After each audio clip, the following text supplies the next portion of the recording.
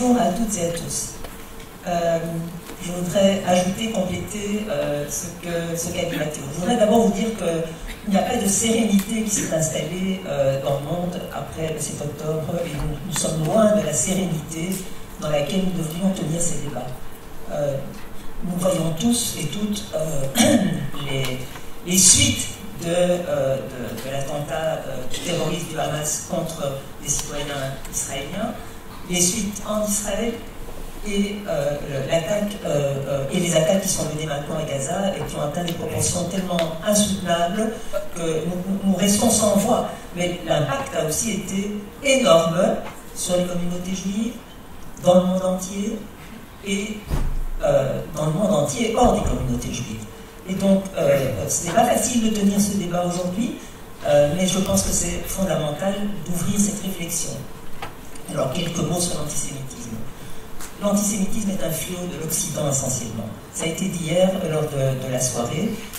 C'est le monde chrétien qui a été à la base d'un antisémitisme féroce partout où les juifs se trouvaient. Et ce n'est pas dans le monde musulman qu'on a trouvé cet antisémitisme. Et les musulmans ont une attitude très différente de celle qui a été menée dans l'Occident chrétien. Et d'ailleurs, dans le cadre du projet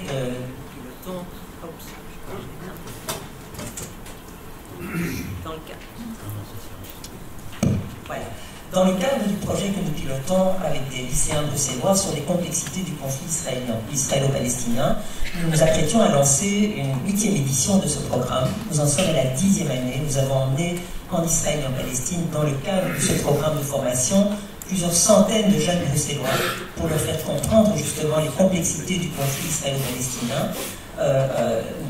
Nous avons compris le 7 octobre et dans les jours qui ont suivi que nous ne pouvions pas travailler de la même manière. C'est-à-dire que nous avons pris la décision, plusieurs mois après, puisque nous avons interrompu le programme, nous avons pris la décision de relancer le programme de formation sur l'histoire du conflit, sur les stéréotypes, l'islamophobie, l'antisémitisme, sur le droit international.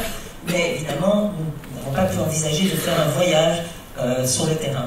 Mais nous avons trouvé une formule alternative. Nous nous sommes dit que dans le fond, ce serait intéressant pour ces jeunes de voir comment ont été menées justement ces relations dans le monde musulman.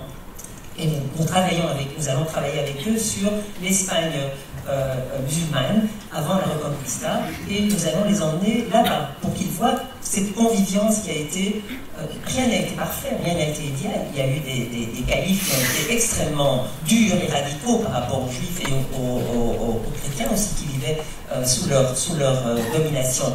Mais ça n'a absolument rien à voir avec l'antisémitisme chrétien.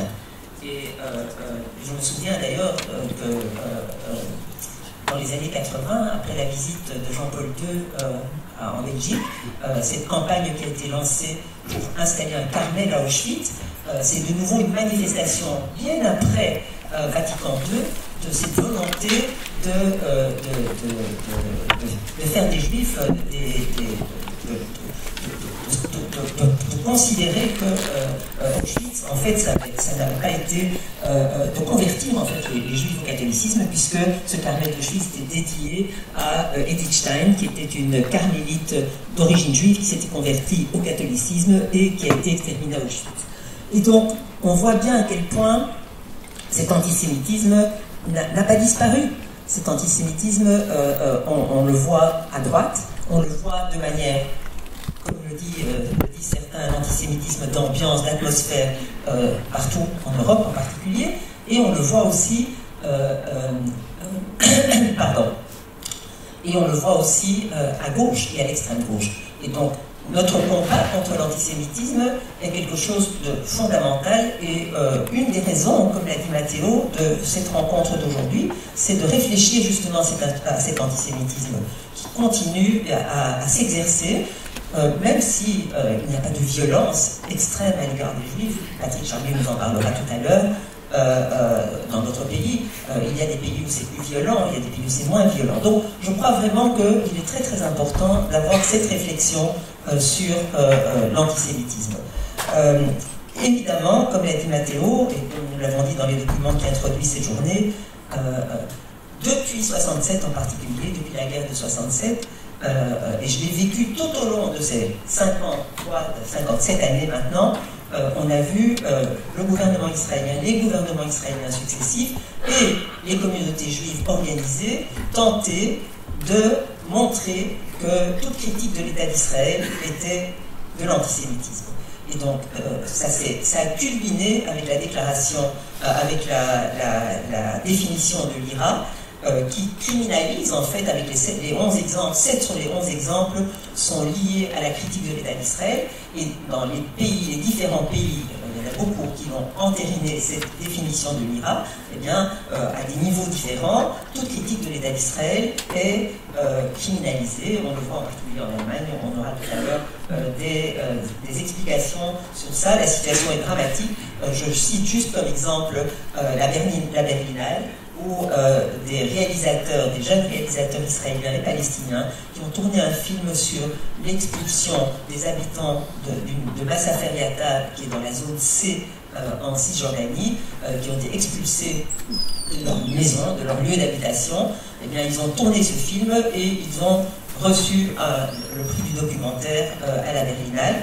Et je pense que beaucoup d'entre vous ont eu l'occasion de voir le discours très bref, parce qu'ils n'avaient pas l'occasion d'en dire plus, du réalisateur israélien et de son collègue palestinien sur ce qu'il considérait. Il dit simplement bien moi, je suis libre de voyager, je peux bouger, je peux voter, je suis un homme libre, alors que mon ami, mon collègue Bassel, lui, il ne peut pas voter, il ne peut pas bouger, il ne peut pas voyager, et c'est une situation qui est intolérable et inacceptable. Alors, ça a tout de suite été instrumentalisé en Allemagne. Les autorités allemandes ont considéré que c'était l'antisémitisme. Ça a été tout de suite relayé en Israël, que son discours a été qualifié d'antisémite par toute une partie des médias en Israël, et où il a même fait l'objet de menaces. Donc, je parle d'un juif israélien, je ne parle même pas du palestinien, je ne sais même pas s'il est rentré chez lui. Donc, la situation est extrêmement compliquée, et on a vu à la suite de la définition de l'IRA, des Israéliens, des Juifs, des experts sur l'antisémitisme, des experts sur le racisme, des experts sur la Shoah, des centaines, signer une déclaration de Jérusalem qui vient pour répondre, si vous voulez, à la définition de l'IRA. Tout cela va être discuté tout à l'heure, mais je dis qu'il y a à la fois en Israël et dans le monde juif des intellectuels, des activistes qui ne peuvent pas accepter cette instrumentalisation de l'antisémitisme. Alors juste pour conclure, je fais partie maintenant d'un mouvement qui s'appelle Diaspora Alliance, qui réunit des intellectuels, des universitaires, des académies au niveau juif, mondial, en Israël et dans les communautés juives,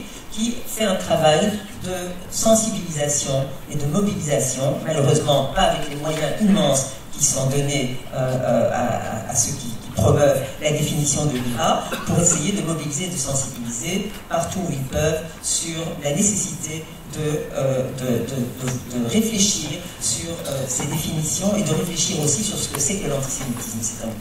Et donc, je vais en terminer là parce que je pense que ça me permettra, j'espère, d'ouvrir les débats. Je vous souhaite une excellente journée de réflexion et de discussion. Nous avons des orateurs de premier plan et je vous souhaite une très bonne journée.